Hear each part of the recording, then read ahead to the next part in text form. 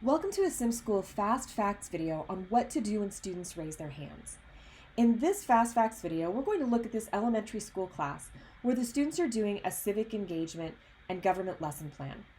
I'm going to go ahead and start the simulation and jump way ahead in the lesson to something that the students really shouldn't know how to do yet, because I know that for our conversation, that's likely to provoke a lot of hand raise. But I'll tell you that before I do anything in a class, I always want to know where everyone is starting from. So I'll always check class progress, and I know who my students are that are the most academically engaged coming into the classroom, who's my messy middle, and who are my students that are at risk of maybe having frustration or just needing additional help and support on my end because they're walking into the classroom at a lower performance level. I also always want to look at engagement and see who are my students who are maybe, when they start the class, a little bit bored or disengaged. Who are my students that are listening, that are poised to, they either could drop into a poor engagement level or they could jump into high engagement. I always want to have that information when I start the class. And ideally, I would know a little bit more about my students and what their needs are before I would do anything in the lesson plan. But again, we're going to see what happens when we do something that's likely to provoke a response from them. So I'm going to jump way to the end of the lesson plan and give them something to do that is likely to confuse several of them because I haven't provided any scaffolding. But we're going to do that just so that we can approach what some of the strategies are that you can take when you get lots of hand raises. So here's a good example. 75% of my class, I've got hands raised. So what do I do with that? I could take the approach of clicking on every student to see what their questions are, which is definitely responsive. That would turn out very well in my observation reports. But if I do that, there's a very good chance by the time I get to everybody in the class, somebody else would have raised their hand. I'm going to have a really difficult time maintaining engagement and moving forward in the lesson plan. So when I see that many hands raised, I'm going to show you the steps that I go through. The first thing that I'll do is I'll pause the simulation and I'll click on students. And I will see what their questions are if I just do a spot check on a couple of them. Because I would do that in a live classroom. If I had just told the students something to do and I got some hand raises, I would choose a couple of students from across the room and I would see what their questions are. Okay, so Grace wants to know if she did this right. I see that open circle. Now, I'm not going to respond to Grace right this moment because we're having this conversation. Normally I would, but I'm not going to at the moment. So I see that open circle. I can see that she can do it, but she's not making any progress yet. And I actually can see that for a few of my students when I click around the room. So I thought that they would actually have a tremendous trouble jumping way ahead, but not so much, but I'm still getting a lot of questions. Now remember, when I click on the students, it has the same impact on them as if I'm making eye contact. So, and I can see, wow, Angela's already done. Let's see, what does Angela have to say? So one student said, can you tell me if I did this right? Angela's telling me this is tough for me. It's hard, but I'm going to try. And actually, she's already done. So what I would do at this point, when I still have hands raised, I take a few different approaches. One, as I said, I would spot check around the room and I would see what those progress icons look like. So I see at table number 1, I'm not seeing any red alert symbols, which is a good sign. It means that the students are able to do this task. They just haven't made progress yet. When I get to the second table, I'm going to click on my students first that don't have their hands raised, and I see that Zoe is working. And what do I see with my other students? I can actually come up to their profiles and I can scan this way too. It may actually be a little bit faster. So I can see, let's see, Alex, not any progress yet. I can see Christopher, no progress yet. But again, capable, I don't see the red alert symbols. Let's move on to table number 2. Done. Zoe is working. Oliver is working. I'm sorry, Jackson is working. Sarah, capable, but hasn't made progress yet. Table number 3, Maya, capable, no progress yet. Jackson, capable. Mia, working. Angela, done. So what I would take this as in this moment, I'm seeing lots of smiles. I don't see body posture that tells me that they're completely disengaged. I'm going to check the progress of the class, and I can see that from an academic perspective, I'm not seeing any changes. From an engagement perspective, Jackson actually moved up, so I'm not seeing anything alarming. So when I see those hands raised, what I know now is that this is actually something that they're capable of doing. So in this moment, now what I might do is go to talk, and I'll actually say to them, I'll say, I am going to walk around the room and I will answer your questions by table. And I'll say that in a relatively, I'll do it like, I'm a social way. I'm not being overly friendly or overly emotive. I do want them to know that this is what I'm going to do. And then I'll say this to the entire class. And then what I'll do, so I'm now setting that expectation. I know your hands are raised. I'm not going to answer all of your questions from the front of the room. I'm going to walk around. Then I'll come to proximity control under teach. So that's my option under class management for moving around the room. And I know that if I choose class, the AI assumes a random pattern for me walking around the room. Okay, now I can see those hands went back down. So that's not at all unusual. It's not at all unusual to see the students sit back up straight. It's not at all unusual to see them get back to work. And that's really exciting. So Teresa was a dark red, meaning she was at the lowest level of engagement, and now she's kind of bumped back up. Okay, now they're actually doing really well. So that's not an error in the system. That may happen when I walk around. So if I say something like that, if I say to the students, okay, I'm going to walk around the room, and I see hands go down, that lets me know that there was no critical problem.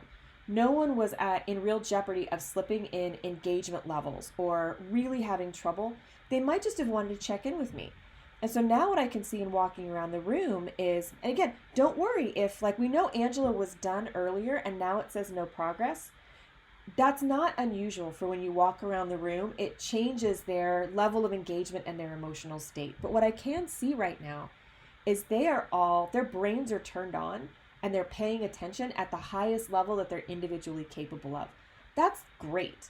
And what I can see from a behavioral engagement point, okay, they've actually been on this for a little while, so they're getting a little bit bored, but they are paying attention. It's an interesting contrast.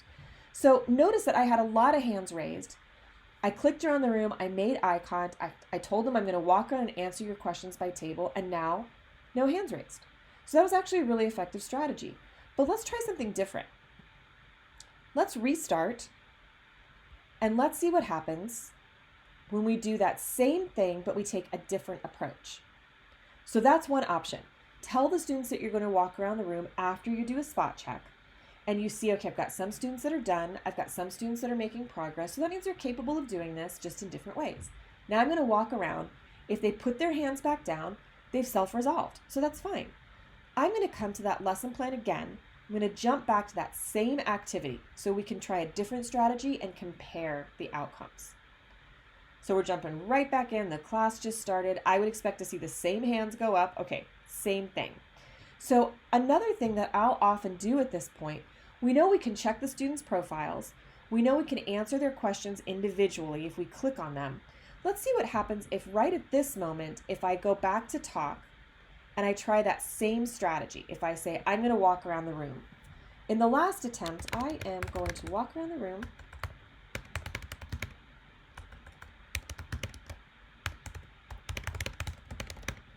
Answer questions by table. Now I could submit that right now. simSchool will actually get the intent, the gist of what I'm trying to say, but it's things properly. That may happen too. So I'm going to say that actually in a little bit more dominant tone of voice because I'm giving the students a bit more of a command. I could even say, I'd like you to put your hands back down while I walk around. I could say, I want you to pay attention or try to follow the instructions on your own. Okay, so now this is interesting. I've got hands back down at this table, but look at the difference actually. So are students working? They are getting started. They are working. I would go choose proximity control from classroom management. Let's go find that. To walk around my classroom. Okay, so same hands raised at the same point. So not too surprising, and hands that have gone back down. Now, if I'm having trouble interpreting, okay, so what's going on in the class? What I'll often do is if I see a lot of hands raised and the students say, I don't know what to do, then what I'll do is I'll come up to teach, and under classroom management again, there's an option for look to the front of the room while I give more instructions. So if I see that nobody is making progress and it's all open circles, no one's doing anything, then I take that, okay, as I see lots of hands raised because the students are really confused. So there's no downside in saying, okay, everyone, stop, let me give you extra instructions, and then I'm going to walk around the class again. So we just tried that this time. Now we've got all hands down. Everyone is working, they're trying to get organized. Their brains are super, super turned on. They're a little bit disengaged. That's that chin on their hands. But I kind of watch this for a little while. So that's two very different reactions. The students are a little bit bored, but they're waiting for me to walk around. I don't see anybody making progress like I did last time. I think I jumped right in and said, I'm going to walk around the room and now give extra instructions. What I will often do at this point, or if I see lots of hands raised and those strategies don't work, like telling the students, look to the front of the room while I give extra instruction, or telling them, okay, I'm going to walk around table to table and answer your questions, I'll pause and I'll come right to the observations and I'll see how are things going so far. Now we know that we've tried this class 1, we've tried teaching it for a few minutes a couple of times, and that's really interesting. Look at those numbers. So even though they had hands raised, it looks like just in that, and granted, it's only a few minutes of teaching, so it's not a lot of information to go off of, but they were actually able to do that activity. They didn't necessarily love it. That might have been a little emotionally challenging, but from an academic standpoint, they were actually able to do that. So that's a lot of growth pretty early on in the class. If I see lots of hands raised, if I can't get a real read on the classroom, I'm not seeing progress being made, I'll come and I'll look at this graph, because then it'll let me know, okay, are the students silent or are there lots of hands raised because they're just not able to do anything? I didn't see any red alert symbols, so I'm not really afraid of that, but I might come and look at this graph and just say, okay, do I like what I see so far? Actually, I really do. It doesn't mean they're going to stay at this level, but it does mean that jumping in and doing that activity was actually really good for them. It's challenging, but they're able to do it. So now I would go back to class number 1, and I know that it will have paused right where I left it at that 3-minute and 25-second mark, and I'll keep teaching. So those are the strategies that we suggest. When you see lots of hands raised, don't feel like you need to click on every hand right in the moment. It's really difficult to maintain academic progress when you do that. Spot check the students.